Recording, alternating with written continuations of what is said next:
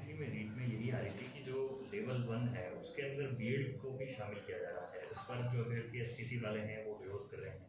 क्या देखिए, एनसीटी की गाइडलाइन की अक्सर से पालना करनी होती है किसी भी राज्य में। एनसीटी की जो भी गाइडलाइन होगी इसके बारे में बीएड को करने की नहीं करने की, उस एनसीटी की गाइडलाइन का पालन किया जाएगा। सर, अंकों में रियायत दी गई है 5 से लेकर 20%, लेकिन टीएसपी के कई ऐसे क्षेत्र हैं जहां पर जो वर्ग हैं उसमें निर्धारण नहीं है। जैसे डूंगरपुर उदाहरण एक बात करते हैं, वहां ओबीसी को जनरल के बराबर रखा जाता है।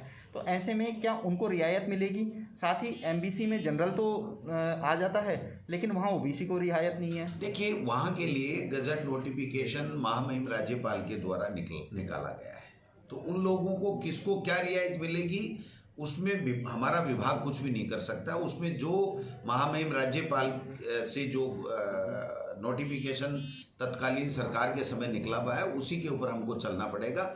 और मोटा मोटी जो शिक्षक पात्रता परीक्षा होती है या सिलेक्शन होता है उसमें जो एनसीटी की गाइडलाइन है वो हमारे लिए मैंडेटरी है। तो एनसीटी की गाइडलाइन से हम इधर उधर नहीं जा सकते। एनसीटी ने हमको ये जो रिलैक्सेशन देने का जो हमको अधिकार राज्यों को दे रखा है उस अधिकार का उपयोग किया गया है। सर, एक 90-10 का भी एक बड़ी रियायत दी गई है। लंबे समय से बेरोजगार मांग कर रहे थे कि 90-10 किया जाए। रीट के जो अंतिम चयन है उसको लेकर भी एक बड़ी राहत दी गई है विभाग में। देखिए, हमारी सरकार सबको साथ लेके चलती है और जो हमारे शिक्षित युवा बेरोजगार हैं जिन्होंने बहुत मेहनत करके आशा और विश्वास के साथ में हमारी सरकार को सपोर्ट किया था, हमारी सरकार ये चाहती है कि उन युवाओं की भावनाओं के अनुरूप जो नियमों में संभव हो सकता है वो हम उनको रियायत दें। और इसी का प्रत्यक्ष उदाहरण आपको देखने को मिलेगा कि 6 महीने बाद में 3rd ग्रेड की L1 या L2 की जो वेटिंग लिस्ट है वो ऑपरेट नहीं हो सकती, लेकिन माननीय मुख्यमंत्री जी ने आगे बढ़ करके ये कहा कि हमारे बेरोजगारों के सपनों को पंख लगे, उनको निराशा नहीं हो, इसलिए नियमों में स्थिरता देते हुए भी 3rd ग्रेड की L1 और L2 की जो वेटिंग लिस्ट है वो जारी करने का सरकार ने निर्णय लिया है। और आज जो ये निर्णय रीट के लिए लिया गया है, मुख्यमंत्री जी ने स्वयं ने 25 अप्रैल की डेट भी तय कर दी है और इसके साथ साथ काफ़ी रियायतें दी गई हैं। और ये 90-10 का जो रेशियो है ये भी हमारे शिक्षित राजस्थान के युवा बेरोजगारों की मांग के ऊपर नियमों के मुताबिक संशोधन किया गया है। सर, एक तबादलों को लेकर कई ऑनलाइन फॉर्म पहले भी आए थे और अब आपने भी कहा था सीकर में कि 3rd ग्रेड तबादलों को लेकर दोबारा से पॉलिसी यहाँ पर बनाई जाएगी। कब तक सर तबादलों को होने के आसार है? देखिए, 3rd ग्रेड से ऊपर तो ट्रांसफ़र हुए भी हैं और जहां बचे हैं वहां जल्दी हम लोग करेंगे। ये आचार संहिता जो नगर पालिका और पंचायत राज के कारण से थोड़ा सा हुआ है, बाकी ऐसा नहीं है, ट्रांसफ़र करने ही है, कोई दिक्कत नहीं, सरकार तैयार है। मुख्यमंत्री जी इस बात के लिए पूरी तरह से सहमत हैं।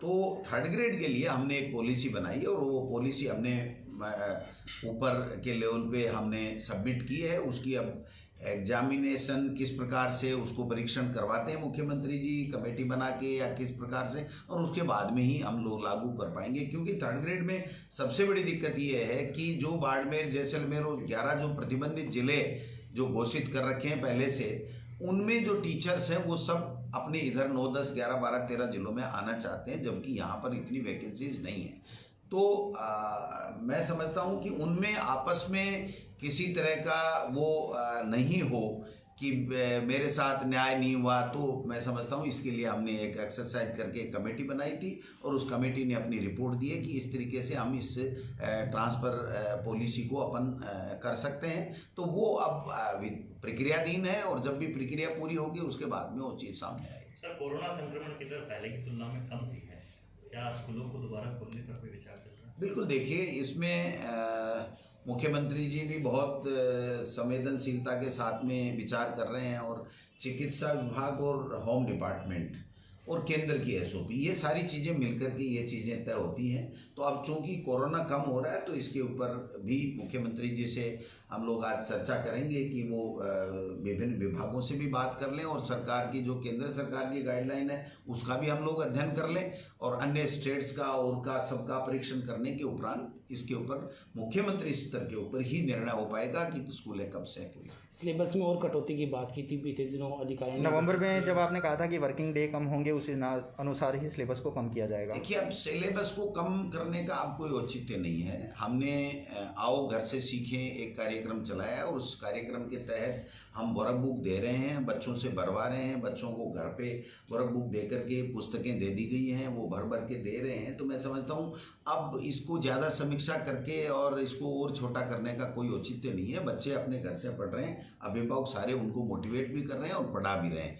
तो अब जब प्रश्न पत्र आएगा या एग्जाम होगा या टेस्ट होगा तब इसको देख लिया जाएगा कि किस तरीके से कितना अध्ययन हुआ है और किस तरीके से बच्चे का जो आगे का फ्यूचर है वो कहीं दिक्कत में नहीं हो। तो इस बात को उस टाइम देख लिया। तो एग्ज़ाम भी आगे बढ़ाई जाएगी। सर, कंप्यूटर शिक्षक भर्ती की बात करेंगे। लगातार मांग उठ रही है कि कंप्यूटर शिक्षक की भर्ती की विज्ञप्ति निकले आपकी ओर से। कंप्यूटर शिक्षकों के लिए कैडर का निर्माण की बजट घोषणा की गई थी और मैं समझता हूँ वो फाइनेंस में हमने पत्रावली भिजवाई है। कुछ क्वेरीज उनकी थी जो हमने पूरी की है। तो मैं समझता हूँ इस वित्तीय वर्ष में जो बजट घोषणा थी वो कार्डर निर्माण की थी। तो इस वर्ष में हम लोग कार्डर निर्माण पूरी तरीके से कर देंगे और उसके बाद में जहाँ जहाँ आवश्यकता होगी वो भर्ती के लिए चूँकि मुख्यमंत्री जी इसमें निर्णय लेंगे, अंतिम निर्णय, तो मैं समझता हूँ कार्डर के निर्माण की बजट घोषणा को हम इसी वित्तीय वर्ष में पूरा कर देंगे। नए पदों पर भी सर कई भर्तियां जो है पाइपलाइन में को लेकर। देखिए, नए व्याख्याता की जो भर्ती है उसको रिजल्ट काफ़ी आ चुके हैं। डीपीसीज हमने कर ली हैं तो उसकी पदस्थापन की प्रक्रिया चल रही है। जो पेंडिंग जो हमारी भर्तियों की कुछ है, जैसे पीटीआई के कुछ पदों की भर्ती बकाया है या कुछ कोर्ट में अटके हुए हैं, तो हम लगे हुए हैं कि कोर्ट से वो भर्तियां निकले और जो कर्मचारी चयन आयोग है वो भी अपनी भर्तियां पूरी करे। आरपीसी से भी सरकार पूरी संपर्क में है कि वो भी जल्दी से जल्दी जो भी उनके पास में पेंडिंग पाइपलाइन में भर्तियां हैं शिक्षा विभाग की वो हमें भेजे, जिससे हम पदस्थापन करने की कार्रवाई नियमानुसार कर पाएँ। तो मैं समझता हूँ हमारी सरकार कोरोना काल में लोगों को संक्रमण होने से बचाने के साथ साथ शिक्षित बेरोजगारों को ज़्यादा से ज़्यादा कैसे नौकरियां दें और उनके भविष्य को कैसे बेहतर बनाया जा सके, क्वालिटी एजुकेशन बच्चों को कैसी दी जा सके, इन सब में पूरी तरीके से प्रयासरत है। और उसी का परिणाम है, आपने देखा होगा कि नगर निकाय चुनाव में 24% पे भारतीय जनता पार्टी निपट के रह गई और मुख्यमंत्री बनने के हसीन सपने, मुंगेरी लाल के हसीन सपने उनके कभी पूरे नहीं हो पाएंगे क्योंकि उन्होंने प्रतिपक्ष की भूमिका ढंग से निभाई नहीं है। और हमने अच्छे तरीके से कोरोना काल होते हुए भी बेहतर तरीके से प्रबंधन किया हमारी सरकार। सर, आपकी सरकार से पहले की भी कुछ भर्तियां अटकी, 2013 की अटकी, 98 अटकी, ऐसे बहुत सारे मसले अटके हो, क्या उनको भी आप देखिए, कोर्ट में जो भी भर्ती अटकी है उसकी हम लोग पूरा तरीके से कोशिश कर रहे हैं कि कोर्ट से वो बाहर निकल के आएँ, लेकिन उसमें सरकार का ज़्यादा जोर चलता नहीं है क्योंकि वो कोर्ट है। तो मैं आपने देखा होगा आरएएस की भर्ती इंटरव्यू जारी कर दिया था उसकी कैलेंडर और उसके बाद में कोर्ट में वो वापस अटक गई। तो कोर्ट की भर्ती के बारे में हमारा तरफ से कुछ नहीं कहा जा सकता, लेकिन सरकार का ये प्रयास रहता है कि कोई भी भर्ती अगर कोर्ट में है तो वो निकले और वो धरातल पे उसकी क्रियान्वित हो। सर, 98 वाले जो शिक्षक है वो लगातार प्रदर्शन कर रहे हैं। 98 का कोई प्रकरण अब सरकार के यहाँ विचाराधीन नहीं है। उसका भारतीय जनता पार्टी की पिछली सरकार है, वहाँ पर मंत्रिमंडलीय समिति और सीएस और सब ने उसका निपटारा कर दिया था। तो मैं समझता हूँ हमारे पास में इस तरीके का कोई आज की तारीख में प्रकरण नहीं।